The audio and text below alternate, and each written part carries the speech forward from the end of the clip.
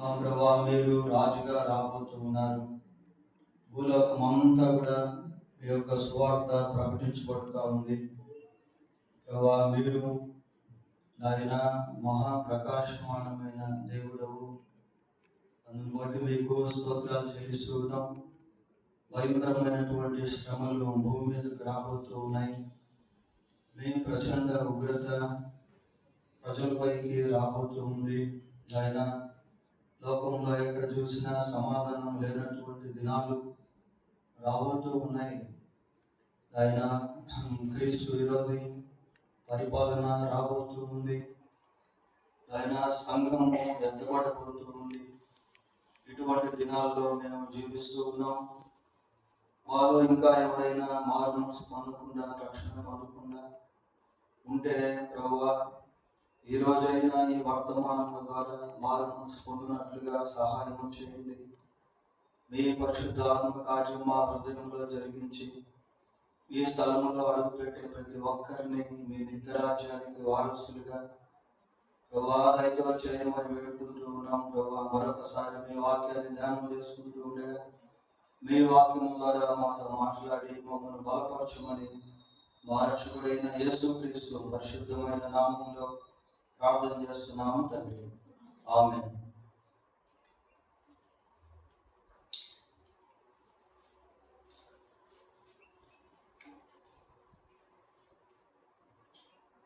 ఒకతను ఇంకొక అతనితో మాట్లాడుతూ ఒక ప్రశ్న వేశాడు. ఒక నిజ క్రైస్తవుడు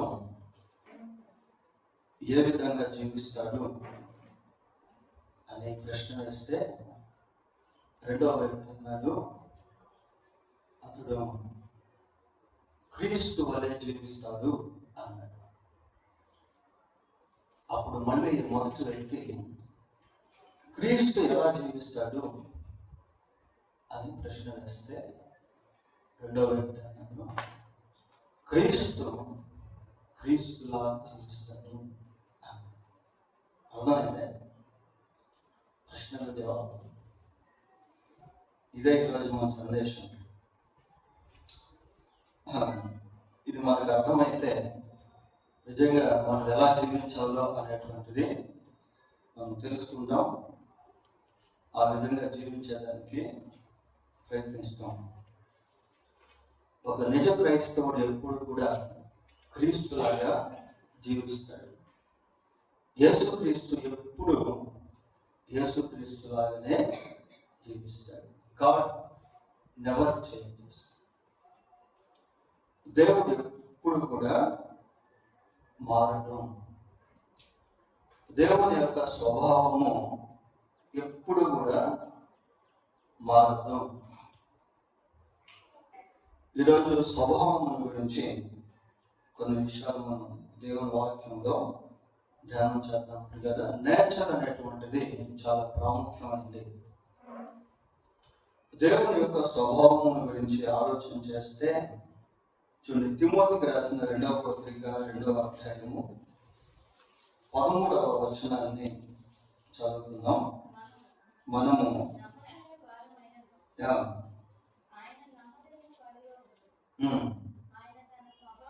ఆయన తన స్వభావమునకు విరోధముగా ఏదియో చేయలేదు. చూడు, దేవుడు తన స్వభావమునకు విరోధముగా ఏది చేయలేడు అంటే దేవుని యొక్క స్వభావము ఎప్పుడు కూడా మారదు అని అర్థం. స్వభావం అనేటువంటిది ఎలాంటిది అని అంటే, ఒక చెట్టుకి వేర్లు ఎలా ఉంటాయో జీవితానికి స్వభావము అలాంటిది. ఇంకొక వచనం కూడా చూద్దాం. ఇది అపవాదికి సంబంధించినటువంటి వచనం. యోహాను సువార్త 8వ అధ్యాయము 44వ వచనాన్ని చదువుకుందాం.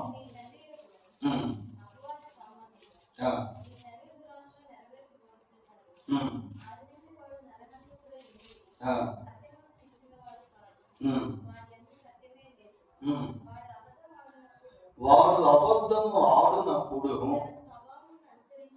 దేన్ని అనుసరిస్తారట? తన స్వభావం అనుసరించి మాట్లాడగలను.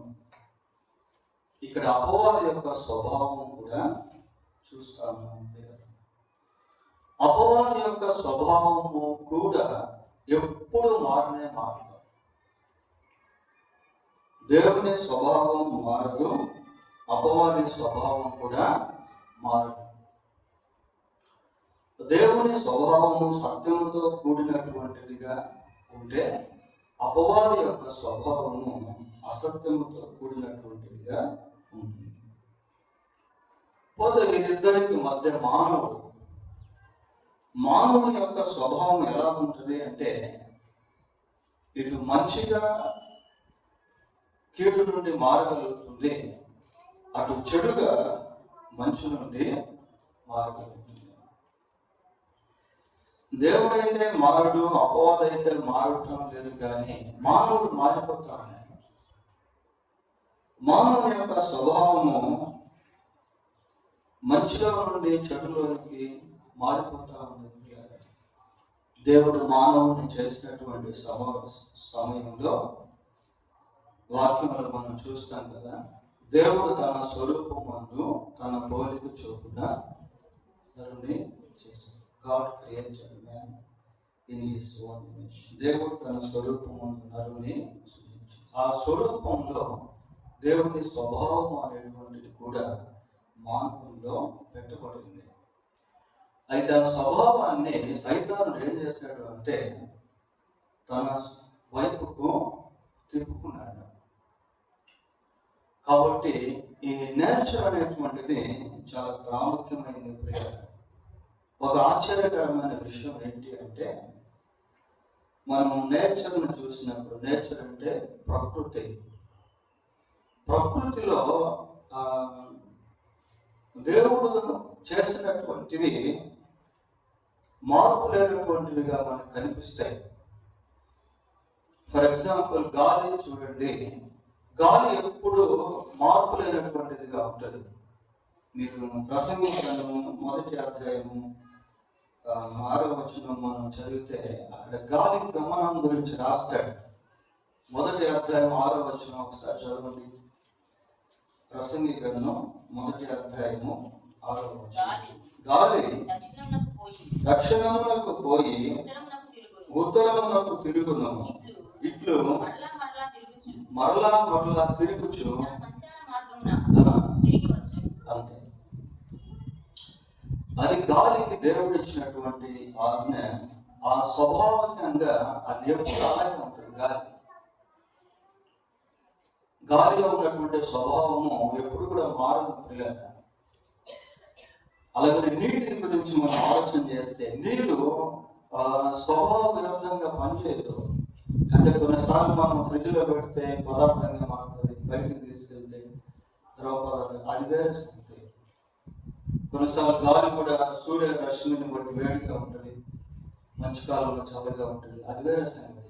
But it never changes it's nature. కానీ ఎప్పుడు కూడా ఆ స్వాభావికంగా వాటిలో మార్పు అనేది. అలాగే అగ్ని గురించి మనం ఆలోచన చేస్తే, అగ్ని దాని యొక్క స్వభావాన్ని మార్చుకోలేదు.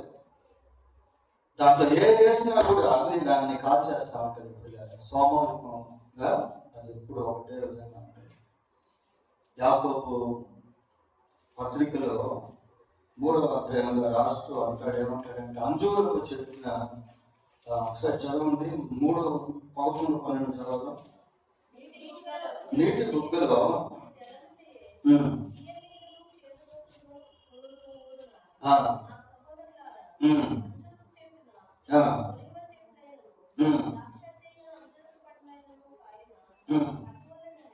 చాలు. కాగిన అంటే ఎప్పుడు కూడా అలా జరగదు అని అర్థం ఉంటుంది. అంజూరపు చెట్టులో అంజూరపు పండ్లే కాస్తాయి కానీ ద్రాక్ష పండ్లు కాదు. ఒలివ చెట్టులో ఒలివ పండ్లే కాస్తాయి కానీ అంజూరం పండ్లు కాదు. తీయటి నీటిలో నుండి ఉప్పు నీళ్లు ఊరవు, ఉప్పు నీళ్ళలో ఉండే తీయటి నీళ్లు ఊరవు. ఉప్పుల గురించి చూడండి, ఉప్పు యొక్క నేచర్ ఉప్పులాగే ఉంటుంది. అది చేదుగానో లేకపోతే తీపిగానో మారదు. మనం చక్కెరలు లవణాలు తీసుకున్నాం అనుకోండి, చక్కెర కూడా అలాగే ఉంటాయి. ఎప్పుడు ఆ స్వీట్నెస్ ఇస్తుందే కానీ దాంట్లో నుంచి చేదు అనేటువంటిది రాదు. కాబట్టి if you observe in nature, everything has its own nature. ప్రకృతిలో ప్రతిదీ కూడా దాదాపు దాని యొక్క స్వభావ సిద్ధంగా పనిచేస్తూ ఉంటాయి.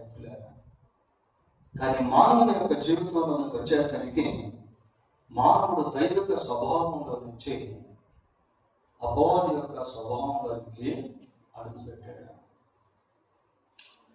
కాబట్టి స్వభావం అనేటువంటిది చాలా ప్రాముఖ్యమైనది. రోమపత్రిక 1వ అధ్యాయము 26, 27 వచనాలు చూద్దాం. అందువలన దేవుడు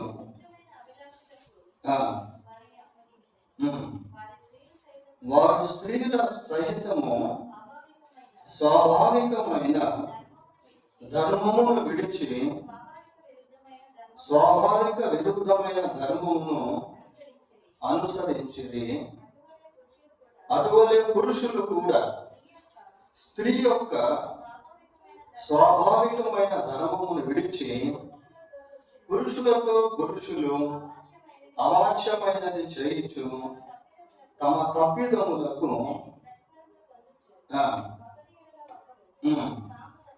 చూడండి, ఇక్కడ స్వభావం గురించి చూస్తాం. ఇప్పుడు మనం చదువుకున్నటువంటి 2 వచనాలు ప్రకృతికి వ్యతిరేకమైనటువంటి ప్రియ. పురుషులతో పురుషులు పాపం చేయడం, స్త్రీలతో స్త్రీలు పాపం చేయడం, ఇది ఎలాంటి స్థితిలోనికి వెళ్ళిపోయిందంటే స్వాభావిక విరోధ స్థితిలోనికి, స్వభావమునకు విరోధంగా, స్వభావమునకు విరోధముగా మనుషులు ఈ రీతిగా జీవించడము ప్రారంభించారు. It is abominable things. This are the abominable things. ఇవి అసహ్యకరమైనటువంటి కార్యములు ప్రియ. అంటే దేవుడు పెట్టినటువంటి స్వభావానికి వ్యతిరేకముగా మనిషి అసహ్యకరమైనటువంటి స్థితిలోనికి వెళ్ళిపోయాడు. స్వభావములకు విరోధముగా జీవించడం అనేది నేర్చుకున్నాడు. దాంట్లో సంతోషించేటువంటి వాడిగా, ఉల్లాసించేటువంటి వాడిగా మారిపోయాడు. తర్వాత ఈ పాన్ పరాగులు, గుట్కాలు, పొగాకు, స్మోకింగ్ ఉన్నాయి కదా, వాస్తవానికి అవి ఆహార పదార్థాలు కావు. అవి కొన్ని పశువులు కూడా తినకపోయారు. ఇప్పుడు సింహం తీసుకోండి, సింహం మాంసాహారి తప్ప శాకాహారి కాదు. ఆవు తీసుకోండి, ఆవు శాకాహారి తప్ప మాంసాహారి కాదు.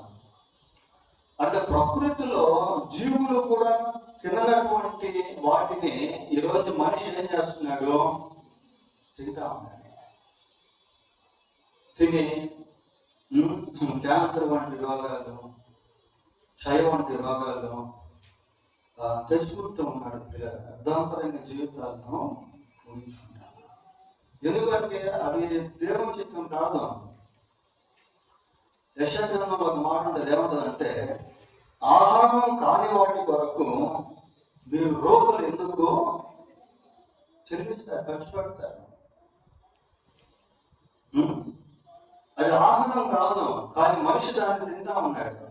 స్వభావానికి విరోధం పురిగాడు, దాన్ని అలవాటు చేసేస్తున్నాడు. పోతే మద్యం, ఆల్కహాల్. ఈ రోజుల్లో ఎంతమంది తాగుబోతులు ఉన్నారో చూడండి. నిన్న సాక్షి పేపర్ చదువుతా ఉంటే ఒక పెద్ద ఆయన 65 సంవత్సరాలు ఆయనకి, వాళ్ళ ఇంటికి వాళ్ళ కూతురు వస్తే కూతురు కొద్ది రోజుల ముందు తిరిగి వెళ్ళిపోతా ఉంది. ట్రైన్ ఎక్కించడానికి వెళ్ళాడు. ఇంకా ట్రైన్ రావడం లేట్ అయ్యేసరికి టీ తాగొద్దామని వెళ్ళి టీ తాగేసి వస్తా ఉంటే ఎవరో తాగుబోతు వెంటపడ్డాడు, డబ్బులు ఇవ్వాలి. ఈ ముస్లాం నీళ్ళ డబ్బులు ఆయన ఎందుకు ఇస్తాడు చెప్పండి. ఏకపోయేసరికి ఆ ముసలాయన్ని గొడ్డలతో నరికి చంపేశాడు. తల మొండం రెండు వేరు వేపం వేసింది సాక్షి. తాగిన మత్తులో అసలు ఎవరో తెలియకుండా డబ్బులు లేదనేసి గొడ్డలతో నరికి అతన్ని రెండు ముక్కలు చేశాడు. అందరు చూస్తున్నారు పబ్లిక్. మళ్ళీ తీసుకెళ్ళి వాళ్ళని బెదిరించి పరారైపోయాడు. ఈ మధ్యకాలంలో ఎంతో మంది విపరీతంగా తాగి తాగి తాగి తాగి శరీరాలు పాడు చేసుకుంటున్నారు, కుటుంబాలు పాడైపోతా ఉన్నాయి, గందరగోళాలు సృష్టించేటువంటి వారిగా మారుతా ఉన్నారు. వాస్తవానికి that is not God's will. అది దేవుడి చిత్తం కాదు. ఎందుకు అంటే దేవుడు ఆల్కహాల్ని మనిషికి పానీయంగా ఇవ్వలేదు పిల్లలు. వాటిలోనే రాస్తుంటారు అవన్నీ కూడా, ఇవి ఆరోగ్యానికి హానికరం అని కూడా రాస్తుంటారు. Cigarette smoking is injuries to health అని రాస్తారు. కానీ మనిషి దాన్ని జయించలేకపోతున్నాడు. ఎందుకంటే స్వభావం అలా మారిపోయింది. పిల్లలు ఈ మధ్యకాలంలో మనం పేపర్లో చూస్తూ ఉన్నాం కదా, వీళ్ళు మృగాల వంటి వాళ్ళు అంటున్నారు. అంటే మనిషిలోకి మృగ స్వభావం అనేటువంటిది వచ్చేస్తా ఉంది. కొద్దిమంది చూడండి ఎంత క్రూరంగా ఉంటారు, శాడిస్ట్గా ఉంటారు, సైకోలుగా ఉంటారు, ఉన్మాదులుగా ఉంటారు, ఉగ్రవాదులుగా ఉంటారు. అవన్నీ దేవుని స్వభావానికి వ్యతిరేకం. పిల్లలు దేవుని స్వభావంలో అలాంటిగా ఎక్కడ కూడా మనకు కనబడదు. ఆయన తన స్వభావానికి వ్యతిరేకంగా ఏది చేయడు.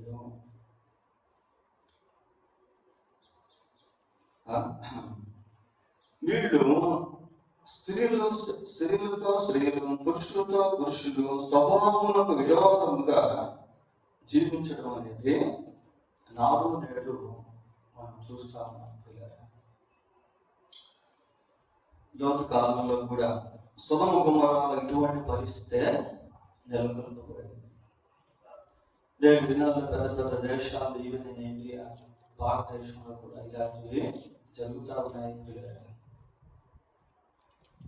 కాబట్టి స్వభావము అనేది చాలా ప్రాముఖ్యమైనటువంటిది. సామెతల గ్రంథం 6వ అధ్యాయం 14వ వచనాన్ని చదువుతున్నాం. వారి హృదయము అతి మూర్ఖ స్వభావము కలది. చూడండి ఎలా, వారి హృదయము అతి మూర్ఖ అంటే మెజర్మెంట్ అన్నమాట. ఇక్కడ మూర్ఖ స్వభావం లేదు, ఏమనుంది? అతి అంటే అమితమైన, మిక్కిలి, అత్యధిక, కొలబద్దలు. అతి మూర్ఖ స్వభావము గలది. వాడెల్లప్పుడు కీడు కల్పించుచు జగడములు పుట్టించు. ఎందుకు కీడు? ఎందుకు జగడాలు? ఎందుకు కొట్లాట్లు? ఎందుకు నరహత్యలు? ఎందుకు మారణహోమాలు? ఎందుకు రక్తపాతాలు? ఎల్లప్పుడూ ఏదట?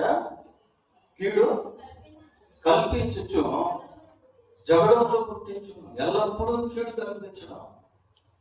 కొద్దిమందికి ఆ కీడు చేయనిదే నిద్ర రాదు. పిల్లలు ఏదో ఒక కీడు ఎవరో ఒకరికి ఏదో ఒక విధంగా చేయాలని చూస్తా ఉంటారు.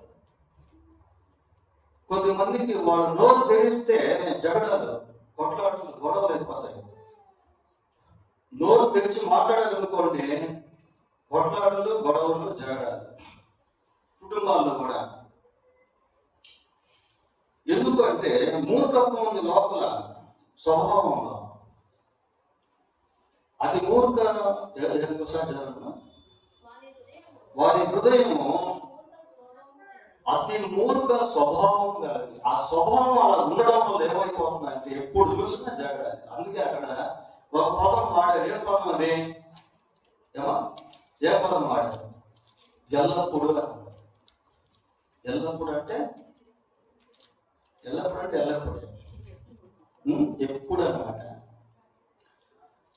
ఎప్పుడు కూడా జగడాలే, ఎప్పుడు కూడా కొట్లాట్లే, ఎప్పుడు కూడా గొడవలే, ఎప్పుడు కూడా అసమాధానమే. కొద్ది మందితో ఎప్పుడు మాట్లాడిన అసమాధానం వస్తుంది పిల్లలు. ఎందుకు అంటే వాళ్ళకు ఉన్నటువంటి స్వభావం అలాంటిది. If nature doesn't change, man cannot change. స్వభావం మారకపోతే మనిషి మారలేదు, మనిషి యొక్క జీవన విధానం మారలేదు. So nature is very important in life style, living life. జీవన విధానంలో స్వభావం అనేటువంటిది చాలా ప్రాముఖ్యమైనది. దేవుడు తన స్వభావమునకు విరోధముగా ఏది చేయలేదు. ఇంకొక చూద్దాం. సామెతల గ్రంథం 19వ అధ్యాయం, సామెతల గ్రంథం 19వ అధ్యాయం 2వ వచనాన్ని చదవండి.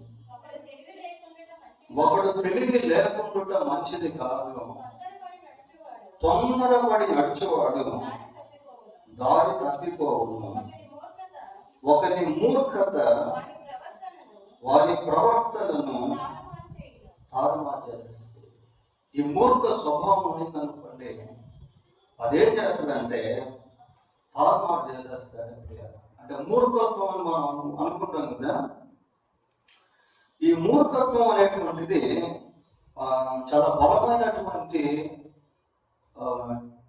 దుర్గుణం. అది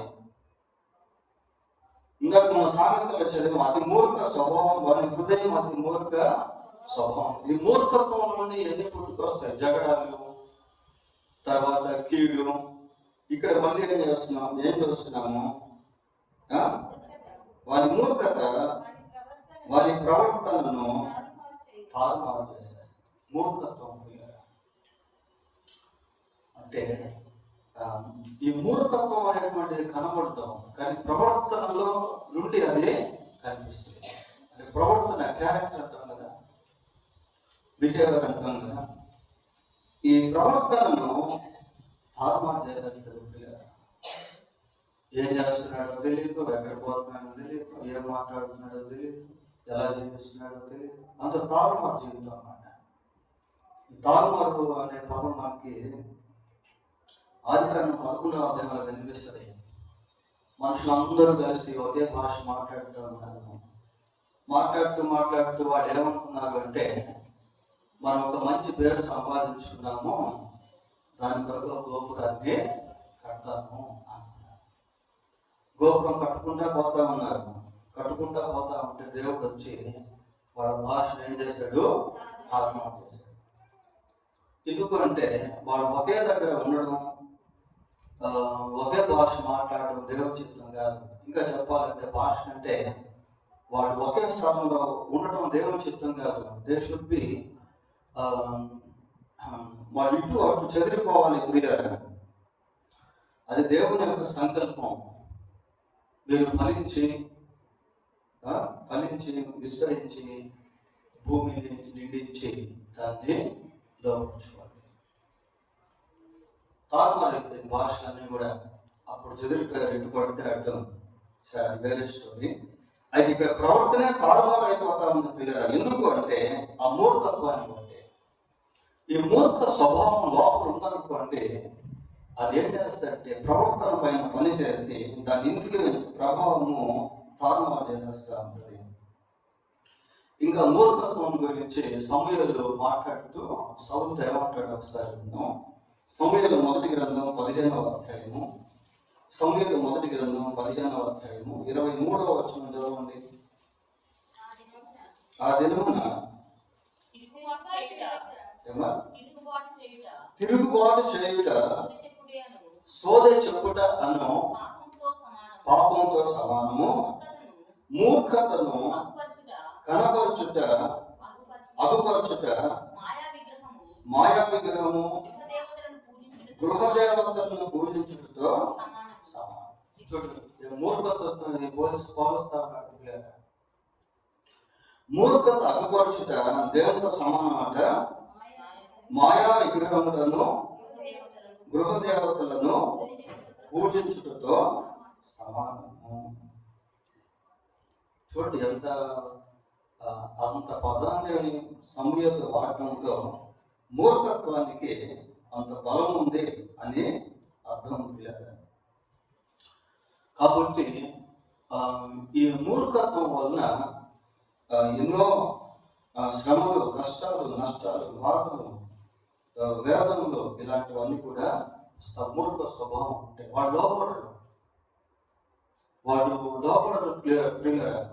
అలాగే జీవిస్తూ ఉంటారు. దానివల్ల ఎంత నష్టపోయినప్పటికీ కూడా ఆ మూర్ఖత్వంలోని మనుషులు కొనసాగేటువంటి వారిగా ఉంటారు. కాబట్టి నేచర్ అనేటువంటిది చాలా ప్రాముఖ్యమైనటువంటి భాగంగా ఇక్కడ మనము చూస్తా ఉన్నాం. సరే, దేవుడు మనిషిని తన స్వరూపమందు సృష్టించినప్పుడు మనిషి దేవుని యొక్క స్వభావాన్ని కలిగి ఉండేవాడు.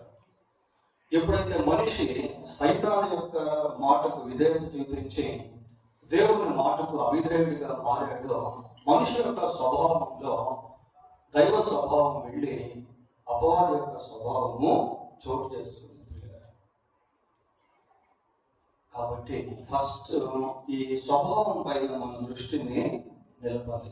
దేవుడి సన్నిధికి వస్తూ కూడా విశ్వాసులుగా పిలువబడుతున్నప్పటికీ, బాప్తిజ అనుభవాలు కలిగి ఉన్నప్పటికీ, దేవుడిని సేవించేటువంటి వారిగా ఉన్నప్పటికీ, దేవుని యొక్క పనులలో పాల్గొనేటువంటి వారిగా ఉన్నప్పటికీ, మన స్వభావంలో మార్పు అనేటువంటిది రాకపోయినట్లయితే మనం క్రీస్తు వలె జీవించలేము.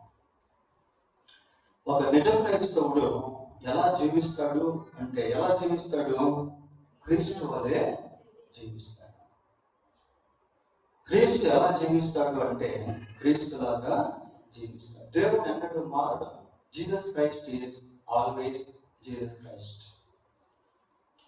యేసుక్రీస్తు ఎప్పుడు యేసుక్రీస్తే. He doesn't change. He never change.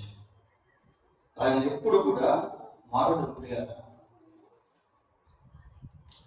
కాబట్టి మనం కూడా మార్పు లేనటువంటి స్వభావాన్ని కలిగి జీవించాలి. ఈరోజు మనం స్వభావం గురించి ధ్యానం చేస్తాం. దేవుని స్వభావం గురించి. How can we receive the nature of God? దేవుని యొక్క స్వభావాన్ని మనం ఏ విధంగా పొందుకోగలము? ఇది కూడా చాలా ప్రాముఖ్యం. ఎప్పుడు మన స్వభావంలో మార్పు కలుగుతుంది? మన స్వభావంలో మార్పు కలిగిందనుకోండి, స్వభావానికి విరోధకరమైన వాటన్నిటిలో నుంచి బయటకు వస్తాం. తాగేవాడు తాగలేదు, గుట్కా వేసేవాడు గుట్కా వేయలేదు, వ్యభిచారం చేసేటువంటి వాడు మళ్ళీ ఆ పనికి వెళ్ళడం. ఎందుకంటే ఆ స్వభావం ఎప్పుడైతే మారుతుందో ఆ ప్రభావము ప్రవర్తన పైన, నోటి మాటల పైన, క్రియల పైన పడుతుంది. ఒక నిజం క్రైస్తవుడు క్రీస్తు వలె జీవిస్తాడు. కొరింథీయులకు రాసిన 2వ పత్రిక 5వ అధ్యాయం. కొరింథీయులకు రాసిన 2వ పత్రిక 5వ అధ్యాయము 17వ వచనాన్ని చూద్దాం. కాగా ఎవడైనను క్రీస్తు నందు ఉన్న ఎడల వాడు నూతన సృష్టి, పాతవి గతించెను, ఇదిగో క్రొత్త. క్రీస్తు నందు ఉన్న ఎడల, ఎవరైతే యేసుక్రీస్తు నందు ఉంటారో వాళ్ళు నూతన సృష్టి అని చేస్తారు. ఎప్పుడు మన స్వభావం మారుతుంది అంటే we should remain in Christ. When we remain in Christ, మనం క్రీస్తు నందు నిలిచి ఉన్నప్పుడు, మనం క్రీస్తు నందు ఉన్నప్పుడు, ఎవడైనా క్రీస్తు నందు ఉన్న ఎడల వాడు నూతన సృష్టి, పాతవి గతించెను. కాబట్టి క్రీస్తు నందు నిలిచి ఉన్నాం. యేసు ప్రభు ఒక మాట అంటాడు. ఏమంటాడంటే, మీరు నా యందును నా మాటలు మీ యందును నిలిచి ఉండిన ఎడల, నెక్స్ట్ నిలిచి ఉంటే ఏంటి? నిలిచి ఉంటే బహుగా ఫలించెదరు. మీరేమి అడిగినను నేను ఇస్తాను. క్రీస్తు ప్రభు యొక్క మాటలు మన ఎందుకు నిలిచి ఉండడం, మనము ప్రభువునందు నిలిచి ఉండడం, ఈ రెండు అవినాభావ సంబంధాలు పోయినాయి. అందుకే అక్కడ యోహాను సువార్త 15వ అధ్యాయంలో ఉంటాడంటే, నేను ద్రాక్షావల్లిని, తీగలు మీరు అంటాడు. తీగ ద్రాక్షావల్లిలో నిలిచి ఉంటే తప్ప దానంతట అది ఫలించదు. తీగ ద్రాక్షావల్లిగా ఉందనుకోండి, అది కూడా ద్రాక్షావల్లిలో ఒక భాగంగా ఉండిపోతుంది. క్రీస్తులో ఉండేటువంటి వారిగా, క్రీస్తు యొక్క సారాన్ని పొందుకునేటువంటి వారిగా, క్రీస్తు యొక్క స్వరూపంలోనికి మారేటువంటి వారిగా, క్రీస్తు ప్రభు యొక్క స్వభావాన్ని కలిగి జీవించేటువంటి వారిగా వారు. So remaining in Christ is very important to have God's nature. దేవుని యొక్క స్వభావాన్ని పొందుకునేందుకు క్రీస్తులో నిలిచి ఉండుట అనేది చాలా అవసరం. యెహెజ్కేలు గ్రంథం 36వ అధ్యాయము, యెహెజ్కేలు గ్రంథం 36వ అధ్యాయము 26వ వచనాన్ని చదువుకుందాం. నూతన హృదయము మీకు ఇచ్చేదను, నూతన స్వభావము మీకు కలుగ చేసేదను.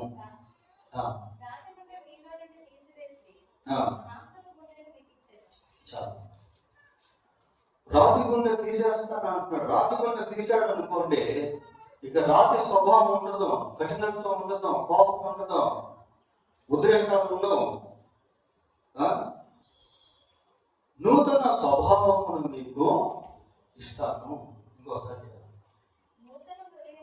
నూతన హృదయం మీకు ఇచ్చేదను, నూతన స్వభావము మీకు కలుగ చేస్తుంది. ప్రియులారా, it is God who gives us new nature. దేవుడే మనకు నూతన స్వభావాన్ని కలుగు చేస్తాడు. క్రీస్తునందు ఉన్నాయి కదా, వాడు నూతన సృష్టి. ఎప్పుడైతే మనం క్రీస్తులోకి వచ్చేస్తామో ఆటోమేటిక్ గా మన స్వభావంలో నూతనత్వం అనేటువంటిది వచ్చేస్తుంది. ప్రియులారా, సౌలును చూసినటువంటి వాళ్ళు సౌలులో పౌలును చూసినప్పుడు చాలా ఆశ్చర్యపోయారు. ఇదేంటి ఇదేనా అనుకున్నారు. సమరయ స్త్రీని అంతకుముందు చూసినటువంటి వాళ్ళు క్రీస్తు దర్శించిన తర్వాత సమరయ స్త్రీని చూసినటువంటి వాళ్ళు ఈవిడైనా ఆవిడ అన్నట్టు అనుకున్నారు. ఎందుకు అంటే వాళ్ళ స్వభావంలో అటువంటి మార్పు అనేటువంటిది కలిగింది. మునుపు జక్కయ్యను చూసినటువంటి వారు అంతకుముందు తర్వాత జక్కయ్యను చూసి స్వభావంలో మార్పు వచ్చినప్పుడు మన జీవన విధానాలు అన్నీ కూడా మారిపోతాయి. దేవుడే నూతన స్వభావమును ఇచ్చేటువంటి వాడిగా ఉన్నాయి. మనం ఎప్పుడైతే యేసుక్రీస్తునందు విశ్వాసం ఉంచి నిజంగా ఈ రోజుల్లో చాలా మంది కూడా మేము యేసు ప్రభువుని నమ్ముకున్నాం అంటున్నారు. పిల్లలు బాప్తిస్తా తీసుకుంటా ఉన్నారు. కానీ వాళ్ళ నమ్మకత్వం ఎంతవరకు కరెక్ట్ అనేది వాళ్ళ క్రియలను బట్టి తెలుస్తూ ఉంటుంది, వాళ్ళ నోటి మాటలను బట్టి అర్థమైపోతూ ఉంటుంది. దేవునితో నడిచే ఈ నడక లేక ప్రయాణము ఒక రోజుకు సంబంధించింది కాదు, మరణం వరకు. ప్రియులారా, మరణం వరకు ప్రభు కోసం జీవించడం, ప్రభువుతో కలిసి నడవడం, ప్రభువును కలిగి జీవించడం మరణం వరకు. It is not a temporary life, it is not a seasonal devotional life. ఇదేదో సీజన్గా చేసే భక్తి జీవితం కాదు, తాత్కాలికమైన జీవితం కాదు. ఎవడైనా నన్ను కోరిన ఎడల తను తాను ఉపేక్షించుకొని తన సిలువను ఎత్తుకొని నన్ను నాగటి మీద చెయ్యి కట్టి వెనుక చూసేవాడు నాకు పాత్రుడు కాదు. రోమపత్రిక 6వ అధ్యాయం 6వ వచనం. ఏమనగా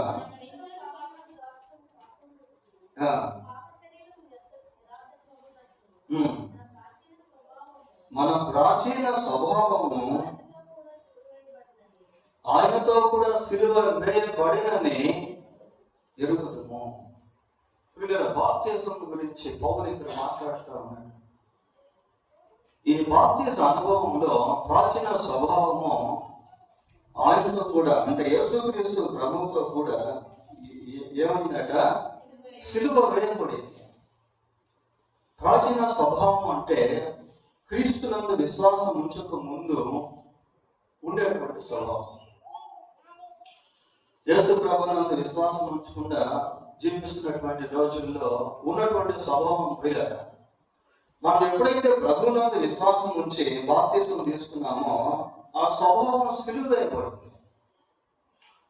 సిలువ వేయబడినటువంటి వ్యక్తి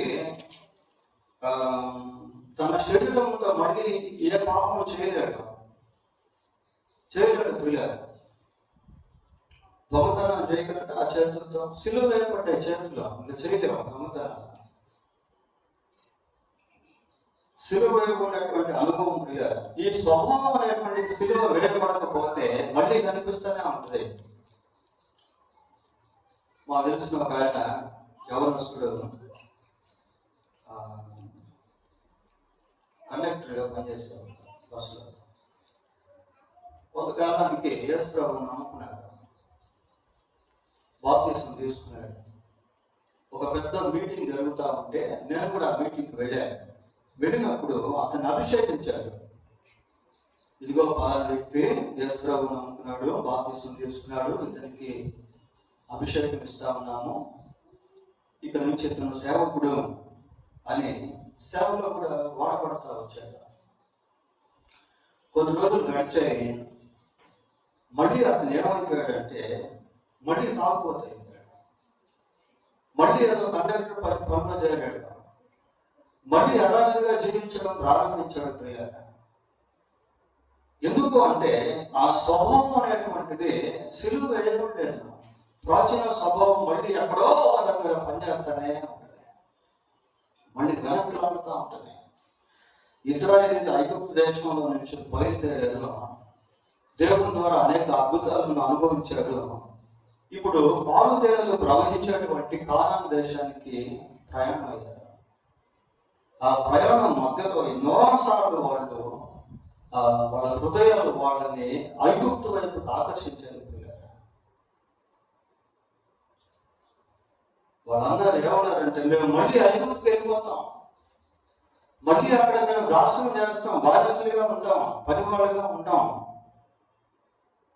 ఈ చవి చారం లేనటువంటి అందం మాకు వద్దు, ఈ కష్టాల బాధలు మేము పడదాం. కదా కొన్నిసార్లు యేసు ప్రభువుతో జీవించే జీవితంలో కష్టాలు, శ్రమలు, బాధలు అనేటువంటివి ఉంటాయి. కానీ వాటన్నిటిలో కూడా ప్రభువు మనతో ఉంటాడు. నేను మిమ్మల్ని అనాథులుగా విడువను అన్నాడు. మన అవసరతలుగా దేవుడు ఉంచడు, దాన్ని తీరుస్తాడు. క్రీస్తు యేసునందు మీ ప్రతి అవసరత తీర్చును. కనుక ఈ స్వభావం అనేటువంటి మార్పు లేకపోతే మళ్ళీ మనం పాత జీవితానికి వెళ్ళిపోయే అవకాశం ఉంటుంది. ఒక నిజ క్రైస్తవుడు క్రీస్తులాగా జీవించాలి. That is God's major intention towards his people. తన ప్రజల పట్ల దేవుని యొక్క ప్రాథమిక ఉద్దేశం అది.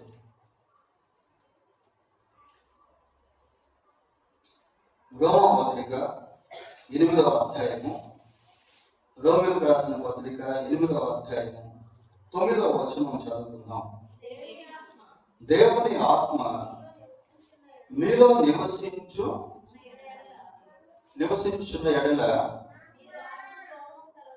మీరు ఆత్మ స్వభావం కలవారే కానీ శరీర స్వభావం గలవారు కాదు. దేవుని ఆత్మ మీలో నివసిస్తే, దేవుని ఆత్మ మీలో నివసించిన యెడల మీరు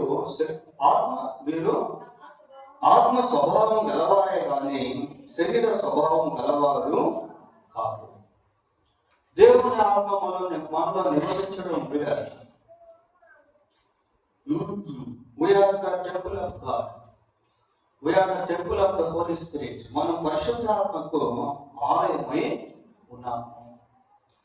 మీ దేహము దేవుని వలన మీకు అనుగ్రహింపబడి మీలో ఉన్న పరిశుద్ధాత్మక ఆలయమై ఉన్నదని మీరు ఎరుగురా. మీరు మీ సొత్తు కాదు, విలువ వ్యక్తి కొనబడిన వారు కనుక మీ దేహముతో దేవుని మహిమపరచుడి. కాబట్టి our body is the dwelling place of the Holy Spirit. మన యొక్క శరీరము పరిశుద్ధాత్మ నివాస స్థలంగా ఉంది. పరిశుద్ధాత్మ ఎప్పుడైతే మనలో నివసిస్తూ ఉంటాడో మన స్వభావం ఎలాంటి స్వభావంగా ఉంటుందట? ఆత్మ స్వభావముగా ఉంటదే కానీ శరీర స్వభావం గలవారంగా మనము. ఇంకొకసారి చదవండి, అదే వచనం. దేవుని ఆత్మ మీలో నివసించి ఉన్న ఎడల మీరు ఆత్మ స్వభావము గలవారే గాని శరీర స్వభావము గలవారు కాదు. దేవుని ఆత్మ మీలో నివసించి ఉన్న ఎడల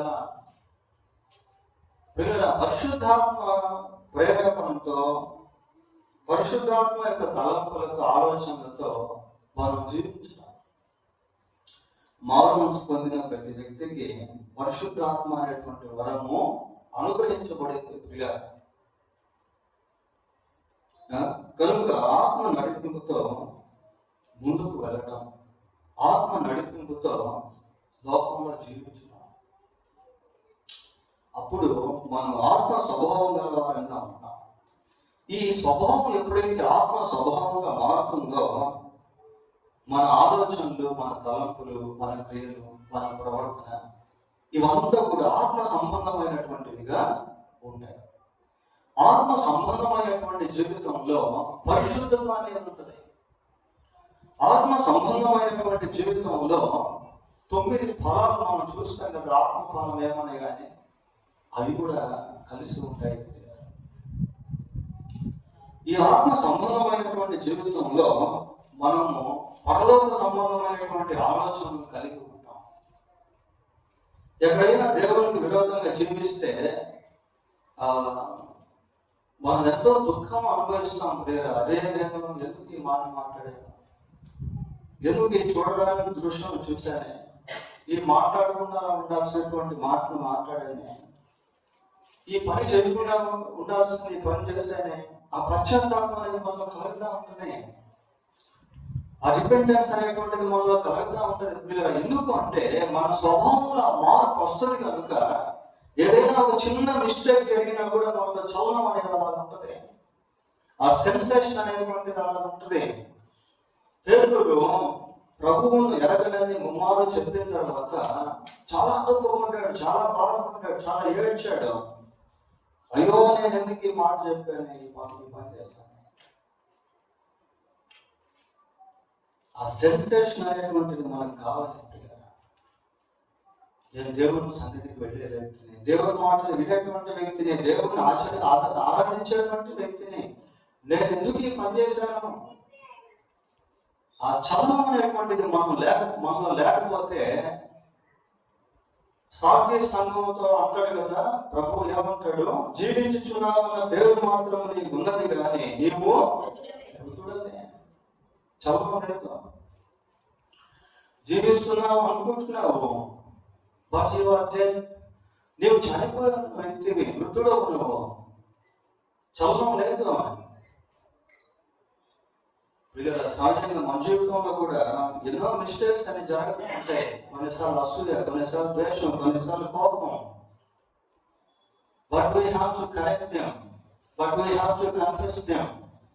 అయితే వాటిని మనం ఒప్పుకునేటువంటి వారంగా, సరిచేస్తున్నటువంటి వారంగా ఉండాలి. దేవుని ఆత్మ అలాగా నడిపిస్తాడు.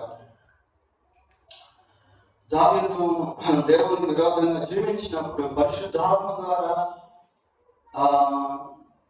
తన హృదయం బ్రద్దలైపోయింది పిల్లల.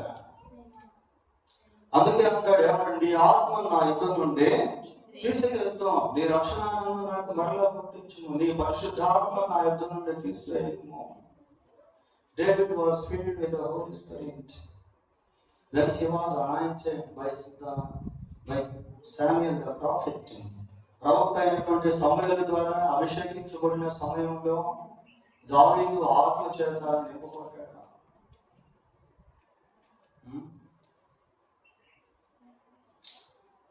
చివరిగా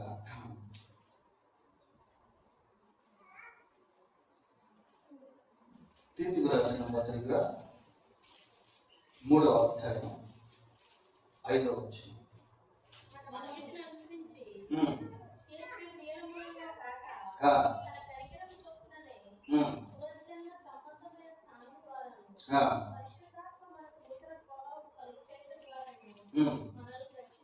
చాలు. పరిశుద్ధాత్మ నూతన స్వభావం కలుగు చేయుట ద్వారా. కాబట్టి పరిశుద్ధాత్మ దేవుడు ఏం చేస్తాడు అంటే మన నూతన స్వభావాన్ని కలుగు చేస్తాడు. అయితే మన హృదయంలో ఆశ అనేది మనం కలిగి ఉండాలి. ప్రభువా, నా స్వభావాన్ని నీ స్వభావంగా మార్చు ప్రభువా, నా స్వభావాన్ని నూతన పరచు ప్రభువా. ఎదుగో నాలో ఈ మూర్ఖత్వము స్వభావం ఉంది, స్వభావానికి వ్యతిరేకంగా జీవించే జీవితం ఉంది, ఇవన్నీ తీసే ప్రభువా అని దేవుడు అడగాలి. దేవుడు తప్పకుండా సహాయం చేస్తాడు. ఆయన లాగా జీవించాలని దేవుడు కోరుకుంటాడు. నేను పరిశుద్ధులనే ఉన్న ప్రకారం మీరు పరిశుద్ధులే ఉండండి. సో గాడ్ సో కాబట్టి దేవుడు అటువంటి ఆశను ఆలోచన కలిగి ఉన్నాడు కనుక God will definitely help us because he has such a desire that we should live like him. మనం ఆయనలాగా జీవించాలనేటువంటి ఆశ కోరిక దేవుడు కలిగి ఉన్నాడు కనుక తప్పకుండా దేవుడు మనకి కనుక ఒక నిజ క్రైస్తవుడు క్రీస్తుని పోయి జీవించాలి. క్రీస్తు ఎప్పుడు కూడా క్రీస్తులాగే జీవిస్తాడు. దేవుడు తన వాక్యం దీవించుకుంటాడు.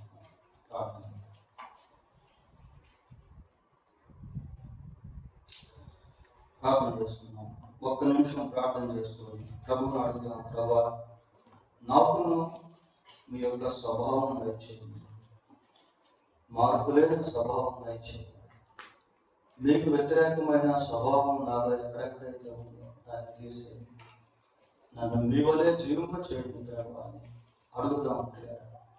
నాలో ఎక్కడ ప్రాచీన స్వభావం పనిచేయకున్నట్లు సహాయం చేయండి.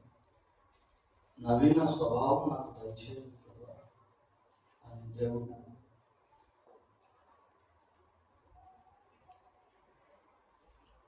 పరిశుద్ధుడైన మా దేవా, మీకు వందనాలు స్తోత్రాలు చెల్లిస్తూ ఉన్నాం.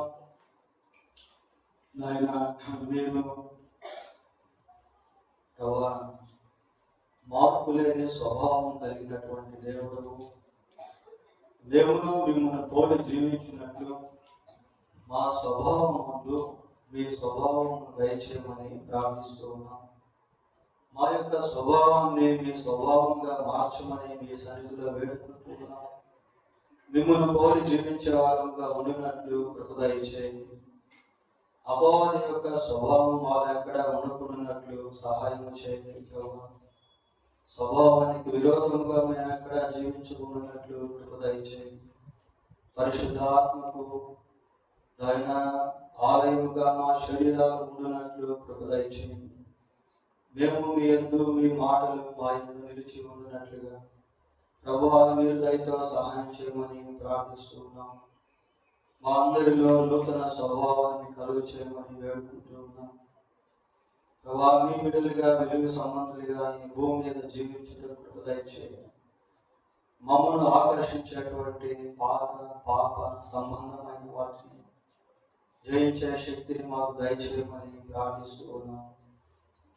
మీకే వందనాలు స్తోత్రాలు చెల్లిస్తూ ఈ సందేశం మాకు దీవెనకరంగా చేయమని వేడుకుంటూ మా రక్షకుడైన యేసుక్రీస్తు పరిశుద్ధమైన నామంలో ప్రార్థన చేస్తున్నాం తండ్రి.